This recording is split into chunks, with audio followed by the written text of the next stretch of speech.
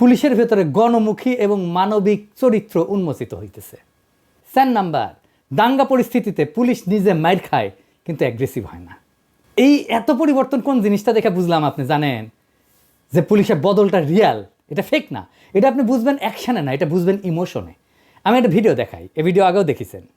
একজন অতিরিক্ত বাবাসী আমার বুক ভরা লাথি মারছে, একবার বুক বরাবর হঠাৎ করে পিছন থেকে আসে লাথি মারা শুরু করে পিছন থেকে।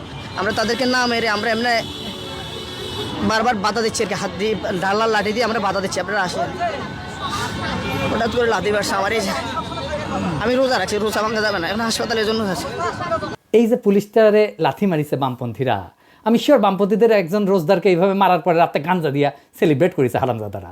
আপনারা এই পুলিশের কমিটমেন্টটা দেখেন। যে কোনো ডাক্তার বুঝবে যে তীব্র ব্যথা হইতেছে ওর। আমার ভয় হচ্ছে যে ওর লিভার টিভার ফাইটা গেছে কিনা, আল্লাহ না করুক, বা তার অন্ত্রের কোনো রক্তনালী ছিঁড়ে গেছে কিনা। অমিতাভ বচ্চন কিন্তু ঠিক একই রকম একটা